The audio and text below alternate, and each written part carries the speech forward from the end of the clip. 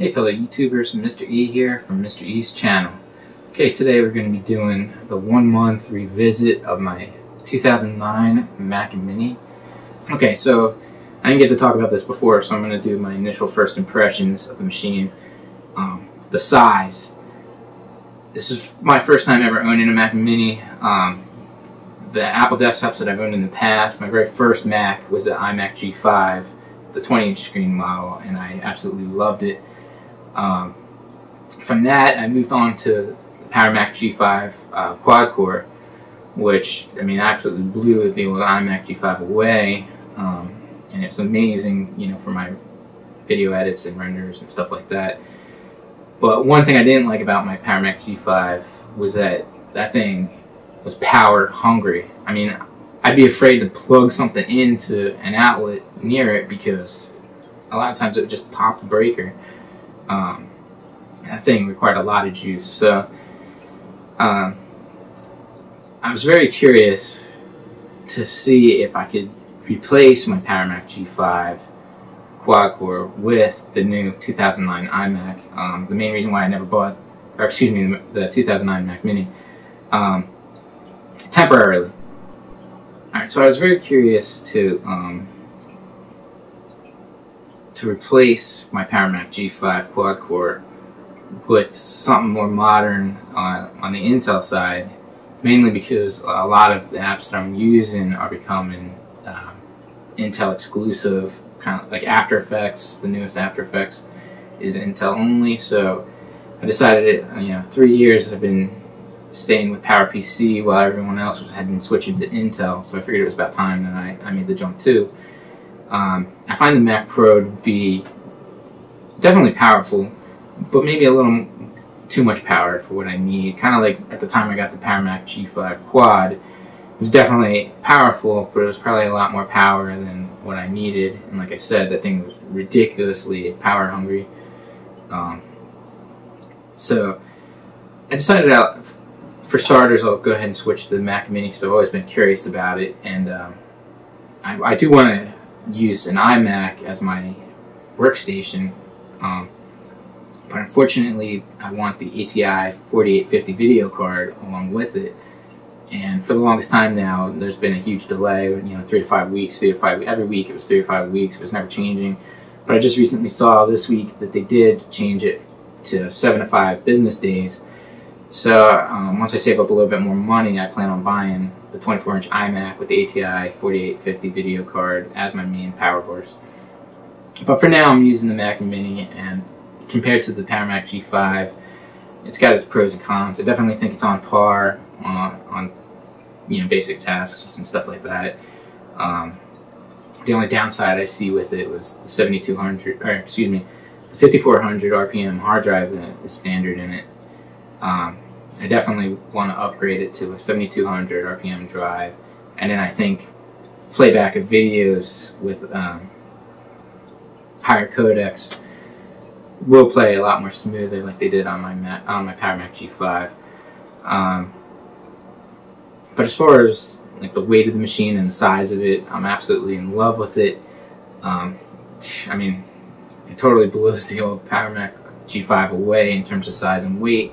I can actually set it on my desktop, where before I obviously had to sit it on my old PowerMac on the floor. It took up a huge space. I mean, the Mac Mini is probably like a tenth of the size of the old PowerMac G5. And as far as weight goes, I mean, my PowerMac G5 was like 50 to 60 pounds. I mean, it was ridiculous. It was liquid cooled, so you had that adding to the weight of the machine. And this Mac Mini is absolutely quiet, light. I have it tucked in between, and I love the fact that the new one has dual displays. So I've always used the dual display setup, so it definitely works out for me that the Mac Mini supports this now. So I have my Mac Mini tucked in between the two monitors, and honestly, if you could customize the Mac Mini a little bit more, I would just use that instead of not like wanting to get the iMac. But the main reasons is the fact that it only has 3 megabytes L2 cache, where I like the fact that the iMac is 6 megabytes. And that definitely makes a difference. Plus the fact that I want a better GPU, stuff like that. Not that the new Mac Mini is bad, because 1,000 times better than what the old Mac Mini had. But anyways, my Mac Mini purchase was specifically meant to be for my living room, kind of like a computer that my son and anybody that comes over can play on, stuff like that. I never purchased it with the intent of using it as a replacement to my PowerMac G5 Quad. Okay, so let's go over my first 30 days with the unit. Installs, spent a couple hours installing all the goodies on the machine and everything, get me up and running. And then of course I initially did a RAM upgrade within my first day of having it, which was very simple. I mean, not as easy as what a typical desktop would be, where you just unlatch something, pull the lid off, and it just popped the RAM chips in. Like this one, you actually kind of had to pry it open. But it was easy, not as easy as most desktops would be. But if I could do it, anyone can do this. Alright, so anyways, the rest of the month that I've had my Mini, I've been doing a little bit of rendering on it, especially with my latest YouTube videos. I've been putting them on there to do, even my intro video, the fancy graphics that you saw, I did all that on my Mac Mini.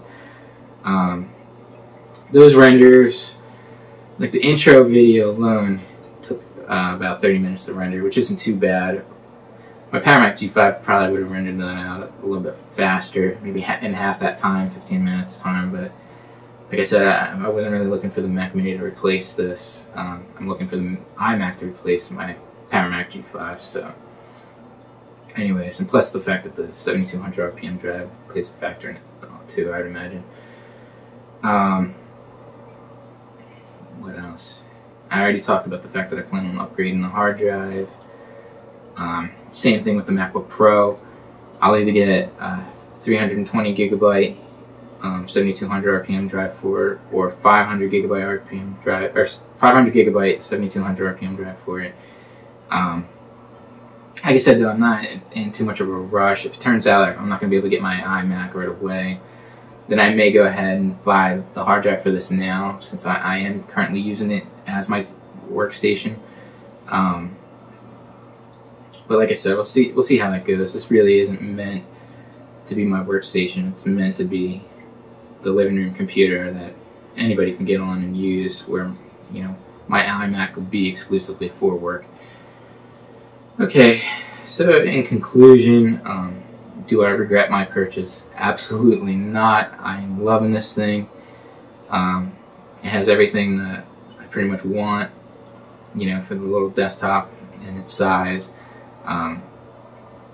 Heat-wise, it generates a little bit of heat, but it's super quiet. Like, sometimes I even wonder if my fans are even working, because the thing's so quiet. With the old G5, you can definitely hear the fans kicking in on that machine. But I just wanted to give you a heads up of what I thought about my Mac Mini so far, my first month with it. Definitely loving the machine.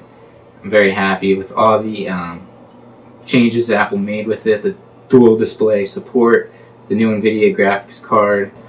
So I definitely would recommend, if you're looking to buy a Mac Mini, just buy the base model, buy the supplies, the RAM, the hard drive if you're looking to upgrade the hard drive.